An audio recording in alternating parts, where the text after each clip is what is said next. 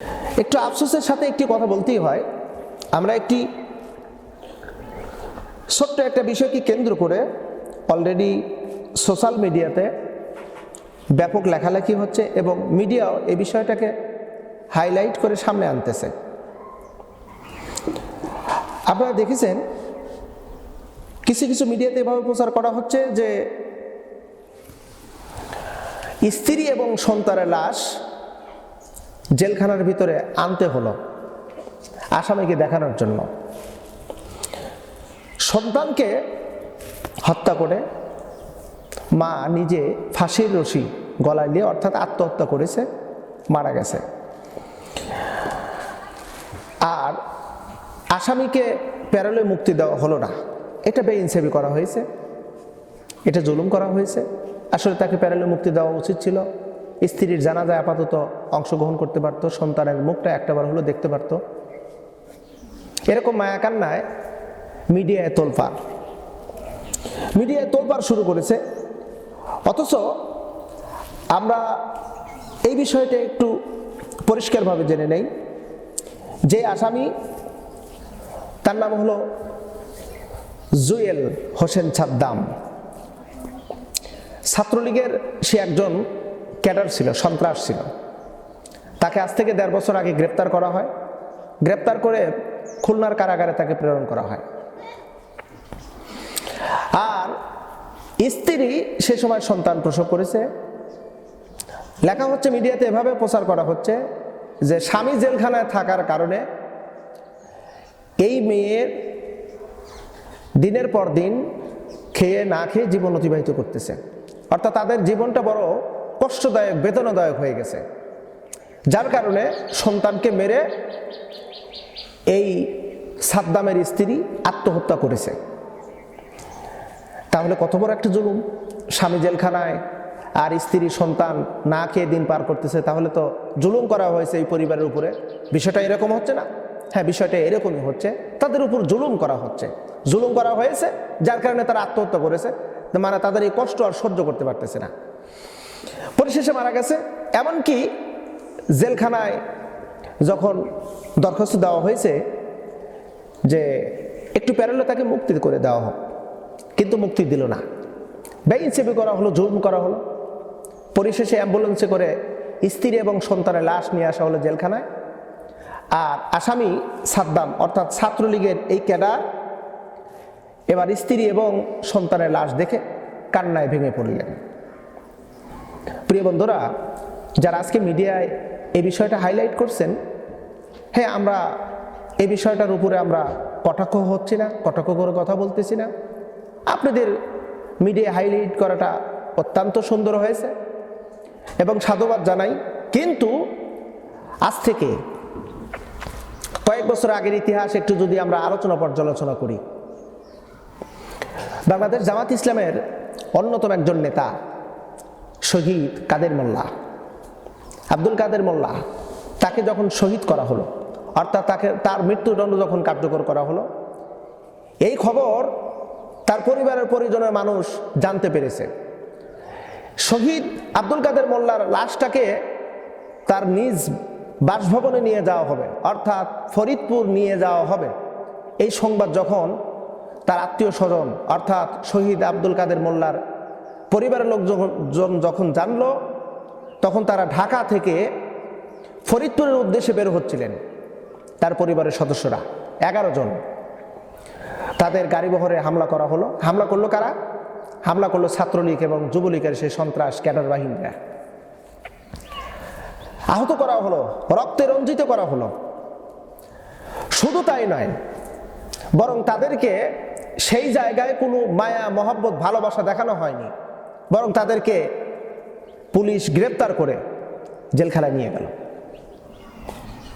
সেই জায়গায় শহীদ আব্দুল কাদের মোল্লাকে তো মেরে ফেলা হলো, মৃত্যুদণ্ড কার্যকর করা হলো। সেই সময় তো মিডিয়ার কোথায় ছিল? আমরা দেখেছি, আমরা অনেক ঘটনা দেখেছি। বিনা অপরাধে জেলখানার ভিতর নিয়ে যাওয়া হয়েছে, বছরের পর বছর রাখা হয়েছে। তাদের পরিবার পরিজনের কাছে খবরটা পৌঁছানো হয়নি, পরিবার পরিজনের খবরটা পর্যন্ত জেলখানায় আসেনি, মারা গেছে, অসংখ্য দিন পার হয়ে গেছে। জেলখানার ভিতরে ধুকে ধুকে সময় পার করেছে, আত্মীয় স্বজন, বাবা মা, স্ত্রী, সন্তানাদের লাশ পর্যন্ত দেখতে দেওয়া হয়নি। আমরা কি ইতিহাস ভুলে গেছি? আমরা ভুলিনি। এই মিডিয়া আজকে যারা মায়া কান্না করতেছে, এই মিডিয়ায় এক সময় চুপচাপ ছিল। তারা ফ্যাসিস্টের পক্ষে অবস্থান করে ইসলামিক আন্দোলনের কর্মীদের বিরুদ্ধে তারা পদার্পণ করেছিল। সংবাদগুলো সামনে এনে হাইলাইট করা হয়নি। এটা হলো তাদের মায়া কান্না। এই মায়া কান্না করে কোনো লাভ নেই। তবে হ্যাঁ, যদি ইনসাফ প্রতিষ্ঠিত হয়, একজন শত্রুও সেই ইনসাফ পাবে, একজন জেলখানার আসামি সেও ইনসাফ পাবে। সেই ইনসাফ যদি প্রতিষ্ঠিত হয় এই দেশে, আর সেটা প্রতিষ্ঠিত হওয়ার সুবর্ণ সুযোগ 12 তারিখে আপনি ইনসাফকে প্রতিষ্ঠিত করার সুবর্ণ সুযোগ পাবেন।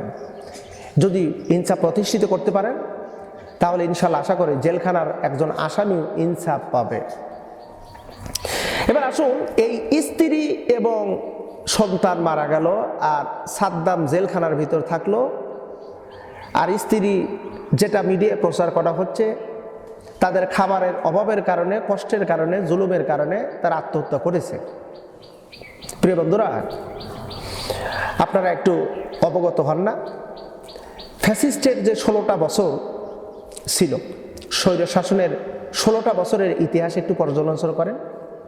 ইসলামিক আন্দোলন অর্থাৎ বাংলাদেশ জামাতে ইসলামের কোনো নেতা বা কর্মীকে যদি গ্রেপ্তার করা হয়েছে, অন্যায়ভাবে করা হয়েছে, পুরোটাই লিগালিভাবে অন্যায়।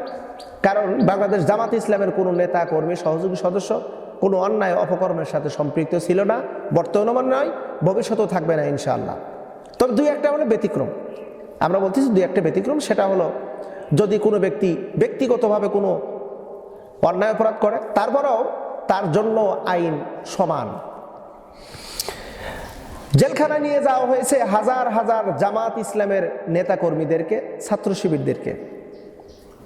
কই আমার সংগঠনের জামাত ইসলামের কোনো নেতা কর্মীর পরিবারের মানুষ এই অভাব অনটনের দিন কাটাচ্ছে, খুব কষ্টে দিন যাপন করতেছে, এরকম খবর তো আমরা পাইনি। কেন পাইনি? তার কারণ হলো, এটা হলো ন্যায় ইনসাফের একটি সংগঠন। পরিবারের কাউকে যদি অন্যায়ভাবে জেলখানায় নিয়ে যাওয়া হয়েছে, সংগঠনের আর ভাইয়েরা যারা আছে, ওই পরিবারের দায়িত্ব তারা নিয়েছে।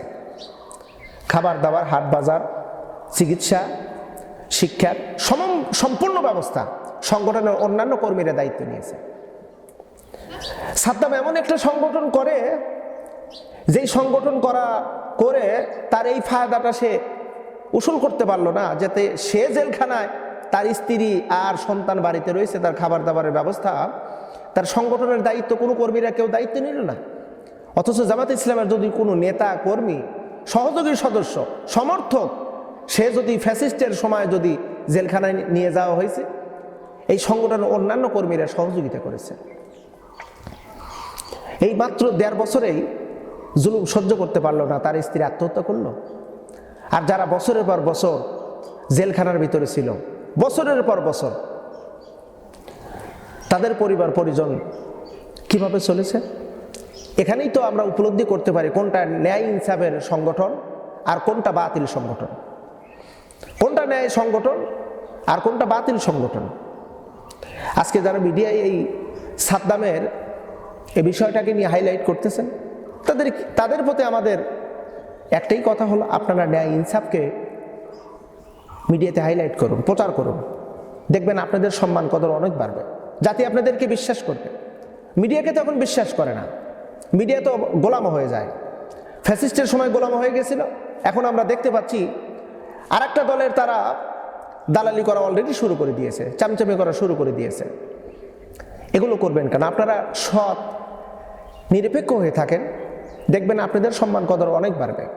প্রিয় বন্ধুরা, আসলে আমরা মূল বিষয়টা বুঝলাম। এই সাদ্দামের এই ঘটনাটা, অর্থাৎ এই ছাত্রলীগের ক্যাডারের যে ঘটনাটা, এটা প্রচার করা হচ্ছে মূলত ভারতের এজেন্ডা বাস্তবায়ন করার জন্য।